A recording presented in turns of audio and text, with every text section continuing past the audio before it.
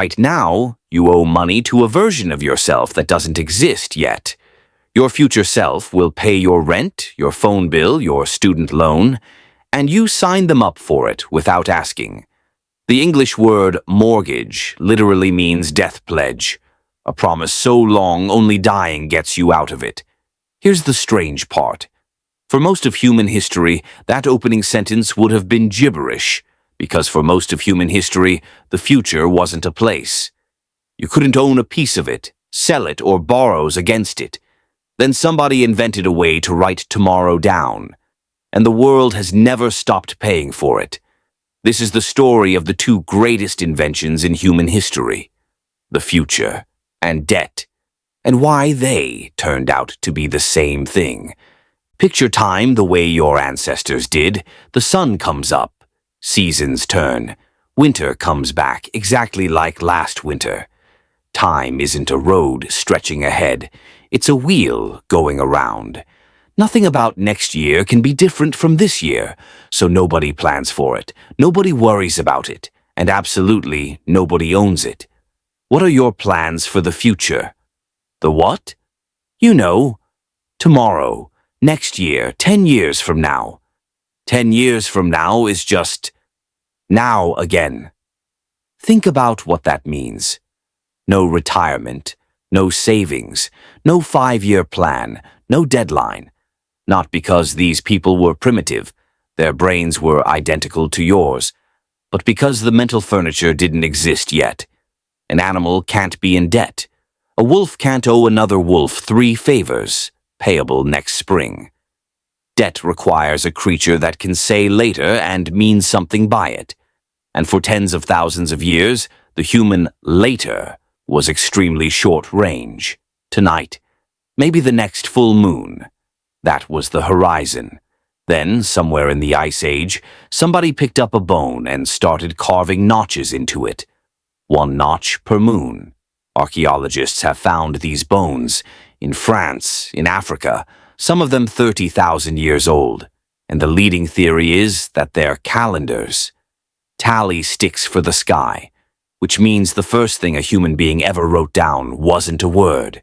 It wasn't a name or a god or a love note. It was time. And that little bone is a bigger deal than the wheel. Count the moons and you know when the reindeer come back. When the river floods. When to store food for a winter you can now see coming from 6 moons away. The moment you can count time, tomorrow stops being a mystery and becomes a schedule. Something you can prepare for, something you can point at, and something you can promise. Uruk, Mesopotamia, 5,000 years ago, the place that invented writing, and invented it, as regular viewers already know, not for poetry, for accounting. But look closer at what one of those clay tablets actually says. The farmer receives 10 measures of barley now, and repays 12 measures at harvest. Read that again. At harvest? That tablet isn't recording what happened, it's recording what will happen. An event that doesn't exist yet, on a date that hasn't arrived, and it's enforceable, baked in clay, witnessed, filed in the temple. Humans had just done something no creature in 4 billion years of life on Earth had ever done. They put the future in writing. So I get the barley today. Yes. And I pay you back at a harvest that hasn't happened. Correct. You're lending me barley from the future. Now you're getting it. Economists have a name for this kind of deal today, a futures contract. Wall Street trades trillions of dollars of them every single day with supercomputers. Mesopotamian temples were writing them 5,000 years ago, on grain, on wool, on beer. Fixed repayment dates, standardized interest rates, carved into royal law codes. Hammurabi's code spends more lines on loan disputes than on murder. The future had become a warehouse, and debt was the key. But here's what nobody in Uruk saw coming. The moment tomorrow can be owned, tomorrow can be lost. A farmer who owes 12 measures at harvest has sold a piece of his future. And if the flood comes late, that piece doesn't come back. So he borrows against the next year, then the year after, then his field, then his family. Debt turned out to be a one-way door, easy to walk into the future, brutally hard to walk back out. The future was 5 minutes old and people were already trapped in it. Now the story takes a turn nobody expects, because for about 1,000 years profiting from the future was a crime. Medieval Europe. The church runs everything, the calendar, the courts, the afterlife. And the church has a firm position on lending money at interest. Absolutely not. Ever. The official reasoning is genuinely beautiful. Interest is a charge for time. Pay me more later because time has passed in between. But time, said the theologians, belongs to no man. You didn't make it. You can't own it. Time belongs to God. Charging interest was literally selling God's property. You charged him 10% over a year? Yes, a year of time, which belongs to God. So you sold something of God's. There's a word for that. Usurers ranked below thieves. A thief only steals your stuff. A usurer steals from heaven.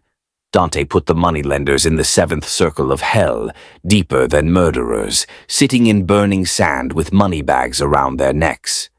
For centuries, the future was locked in a vault marked heaven only, and Europe's economy moved like a man walking in sand.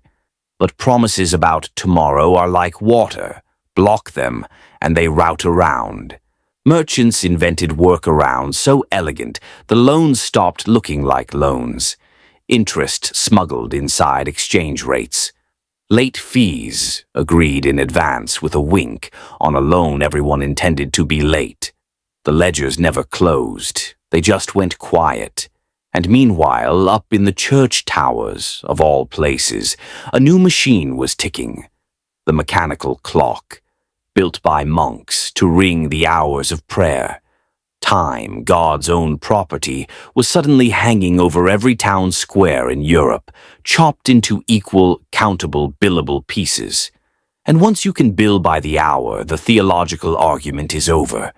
Time had a price, posted publicly, ringing 24 times a day. The future was coming back on the market. Renaissance Italy, Venice, Florence, Genoa, where the modern future was built, not by kings or explorers, but by accountants. Italian merchants perfected double-entry bookkeeping, every deal written twice, debit and credit, 2 columns that must always balance. It sounds like the most boring invention imaginable. It changed the world, because a balanced ledger tells you something no ledger had ever told anyone before. Not just what you own, but where you're heading. Profit, loss, trajectory. A business now had a visible future, on paper, updated daily. And then the Italians did something even stranger. They started selling the future's risk. A merchant ship sails from Genoa. Maybe it comes back stuffed with silk and spices, and everyone gets rich. Maybe it meets a storm, or pirates, or just vanishes. That uncertainty used to be fate. You lit a candle, and you hoped. But now, a group of rich men agree, for a fee paid up front, to cover the loss if the ship sinks. They write their names, one under another, beneath the contract. Underwriters, insurance, a price tag on maybe. If the ship sinks, you pay me the full cargo. For a fee, yes. And if it doesn't sink, I keep the fee. You're gambling on my catastrophe. We prefer underwriting. Follow what just happened because it's the hinge of the whole story. On the clay tablets, the future was a date, one harvest, one repayment. Now the future is a landscape of possibilities, each with odds, each with a price. Fate had become mathematics, and anything that's mathematics can be traded. Amsterdam, early 1600s, where the future stops being a private arrangement between rich men and goes on sale to the public. In 1602, the Dutch founded the VOC, the Dutch East India Company, to run the spice trade to Asia. Voyages took years. Ships sank constantly. No single merchant could stomach that risk alone. So the Dutch did something unprecedented. They chopped the company itself into thousands of paper shares and sold them to anyone. Merchants bought in. So did bakers, maids, a brewer's widow, ordinary people buying a fraction of a fleet currently on the other side of the planet. A slice of profits that didn't exist yet, from voyages that hadn't returned. And then came the real magic. You didn't have to wait years for your ship to come in. You could sell your share tomorrow to someone more optimistic than you. Amsterdam built a dedicated building for exactly this. The world's first true stock exchange. Prices moved daily. Rumors moved prices. A ship spotted off the coast could make a street corner rich before it even docked. What am I buying exactly? A share of the company's future profits. Where are the ships? At sea. Possibly. Possibly. That's what makes it affordable. Stop and notice what the Dutch had actually invented. The Italians priced the future. Amsterdam made it liquid, a thing any stranger could buy a piece of on a Tuesday with pocket money. Tomorrow was now a commodity, in a marketplace with opening hours. All that's missing is scale, and scale arrives wearing a crown. Every king in history had the same problem. Wars are paid for now, and kingdoms get rich later. In 1694, desperate to rebuild a shattered navy, the English crown borrowed $1.2 million from private investors. And in exchange, those investors got to found the Bank of England. And here's the beautiful, sinister part. The loan was never designed to be paid back. It was designed to roll, a permanent national debt, refinanced forever with the entire country's future tax revenue as collateral. So the king owes us money. The nation owes it forever and pays interest forever. And this is fine. This is the plan. Everyone expected disaster. Instead, Britain could suddenly outspend everyone. France, twice its size, kept going bankrupt. Britain just borrowed, cheaply, endlessly, because lenders trusted the ledger. It outborrowed Louis XIV. It outborrowed Napoleon. Waterloo was won on credit. A medium-sized, rainy island leveraged its own future into the largest empire the world had ever seen. The lesson every nation on Earth eventually learned. The future is the deepest mine there is. And a national debt isn't a failure to pay. It's a decision never to stop digging. Fast forward to the 20th century, and the moment the last anchor snapped. Through all of it, the tablets, the shares, the bonds, money itself still pointed at something present. Gold, a metal you could hold, sitting in a vault, existing right now. Then came August 15th, 1971. President Nixon went on television on a Sunday night and announced the dollar would no longer convert to gold. Temporarily, he said. That was 50 years ago. Economists call it the Nixon shock, and it cut the final thread. Since that night, no major currency on Earth has been backed by anything that physically exists. So what backs your money now? Growth. The promise that next year's economy will be bigger than this year's forever.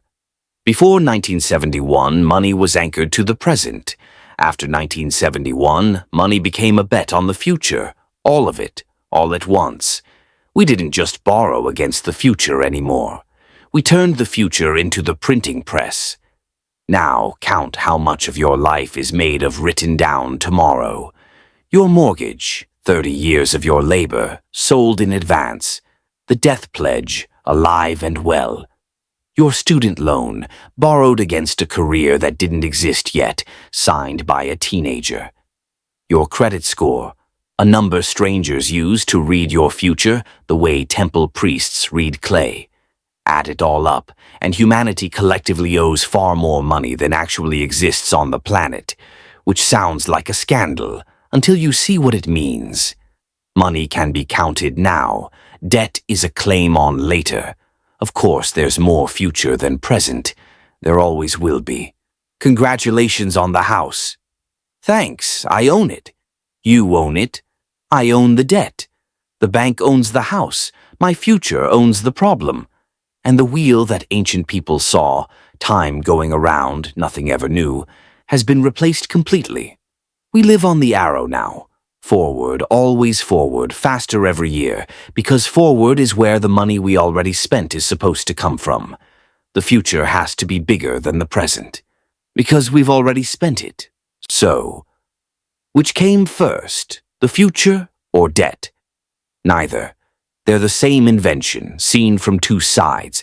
A debt is a piece of the future, made solid enough to hold, and the future, the real, planned, ownable future that runs your whole life, was called into existence by people writing down promises, one harvest at a time, for 5,000 years. The bone counted the moons. The tablet caught the harvest. The underwriters priced the storm. Amsterdam sold tomorrow by the share. The bonds bought an empire. And in 1971, the whole system let go of the present altogether. This morning, 8 billion people got out of bed and went to work on promises their past selves made, paying yesterday's tomorrow, borrowing tomorrow's today. The future was never discovered. It was borrowed into existence, and the first payment is always due tomorrow.